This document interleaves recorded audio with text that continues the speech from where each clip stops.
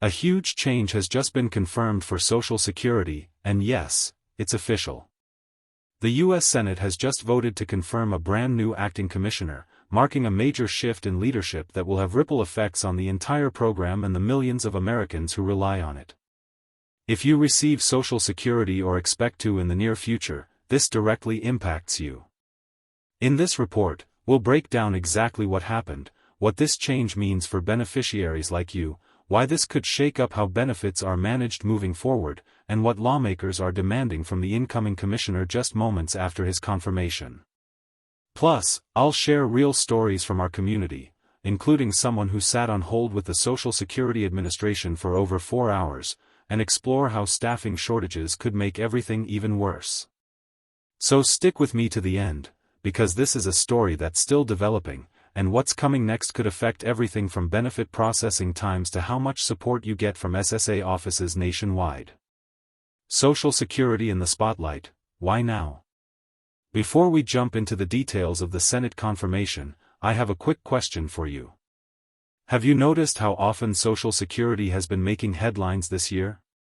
Practically every single day, there's a new update, a fresh controversy, or a new piece of legislation tied to Social Security. It's been non-stop. Is this a good thing or a bad thing? Let me know your thoughts in the comments below. Some people say all this attention means progress is finally being made. Others feel like too much political drama is clouding real reform. So, where do you stand?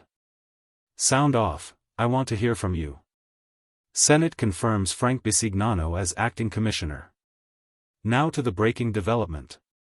Just yesterday, the United States Senate officially confirmed Frank Bisignano as the new acting commissioner of the Social Security Administration.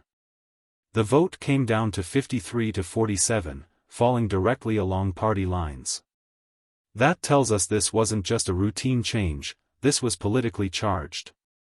Frank Bisignano will now be taking over from Leland Dudek, who held the acting commissioner role over the last several months. You might recognize that name because we've talked quite a bit about Dudek's tenure, his leadership style, the internal changes he made, and the policy shifts he introduced during his brief time in charge. But now, the baton has been passed. Frank Bisignano is stepping into the hot seat, and let me tell you, this job isn't for the faint of heart. The Social Security Administration is responsible for managing benefits for over 70 million Americans, and with trust fund solvency concerns, rising backlogs, and dwindling staff, the pressure is enormous. Why this change matters: every commissioner brings an agenda. Every new commissioner brings their own agenda, goals, and priorities to the table. It's just like any business. When a new CEO or manager takes over, the first thing they usually do is review everything, the systems, the teams, the budget, and start making changes. And that's what we're likely to see now with Bisignano at the helm. The question is, what kind of changes? During Dudek's time in office, we saw a number of notable shifts, including controversial staffing decisions, new communication protocols, and internal restructuring efforts. Some were praised. Others were criticized. But one thing's clear: change was constant. And now, we're bracing for a new wave under Commissioner Bisignano. Lawmakers push back immediately, staffing crisis in focus. Almost immediately after Frank Bisignano was confirmed, a group of 15 Republican House representatives sent him a formal letter demanding action, and raising serious concerns. Their biggest issue? Staffing reductions. Earlier this year, around March, it was reported that the Social Security Administration had cut 7,000 jobs. That's a staggering number. For context, SSA previously had around 57,000 staff members. After the cuts, that number dropped to just about 50,000, a reduction of more than 12%. And here's the kicker: there were rumors swirling that another 50% reduction might be coming. Let me be clear, so far, no credible source has confirmed that level of reduction is happening. Based on current reporting and documentation, it's more likely that another few thousand positions could be cut in the coming months, but not anywhere near 50%. Still, It's enough to worry lawmakers and beneficiaries alike. Think about it, if staffing fell to just 25,000, how would SSA function? How long would people have to wait for help? Long wait times, real frustration from the public. Let's talk about real experiences for a second. Have you tried calling Social Security lately? Have you been forced to sit on hold for hours just to get someone to answer? One community member recently shared that they were on hold for 4 hours and 8 minutes. That's not just inconvenient, that's outrageous. This is becoming more and more common as SSA resources get stretched thinner by the day. If you've had a similar experience, I want to hear from you in the comments. How long did you wait? Were you able to get the help you needed? Or did you hang up in frustration? What to expect from Commissioner Bisignano? He's known for being a strong organizational leader in past roles, with a reputation for pushing through modernization and streamlining operations. But Social Security isn't like running a company.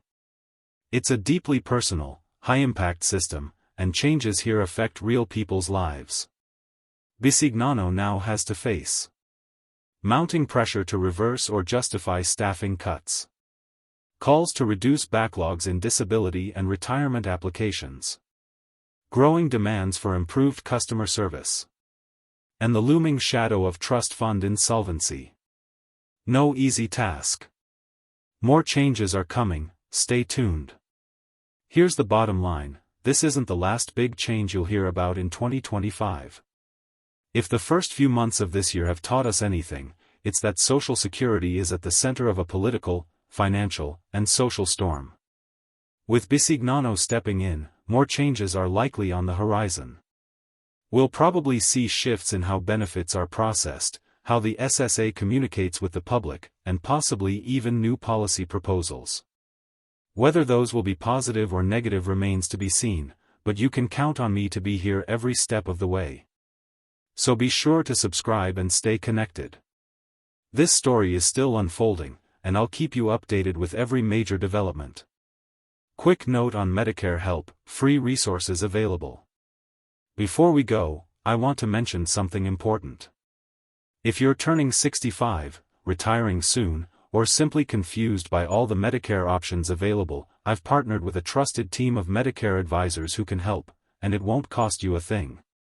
These licensed professionals will walk you through all the options, whether you need help with initial enrollment, Medigap plans, Medicare Advantage, Part D prescription drug coverage. There are over 20,000 Medicare plans across the country, and these advisors will help find the best one for you, tailored to your doctor's prescriptions, budget, and personal preferences. If you've ever felt overwhelmed by the process, like I did helping my parents last year, you're not alone. That's exactly why I sought out this team. They've already helped thousands in our community, and the reviews have been amazing. So, take down the number on the screen. Give them a quick call. Even a 10-minute conversation could save you hundreds, or even thousands, and get you better coverage at the same time. Thanks for watching. Stay informed, stay protected, and most importantly, stay empowered. I'll continue monitoring Social Security, Medicare, and all the changes affecting your financial future. Make sure to like this video, subscribe, and hit the bell so you don't miss a single update. And don't forget to share this with a friend or loved one who might benefit from the information. Until next time, take care.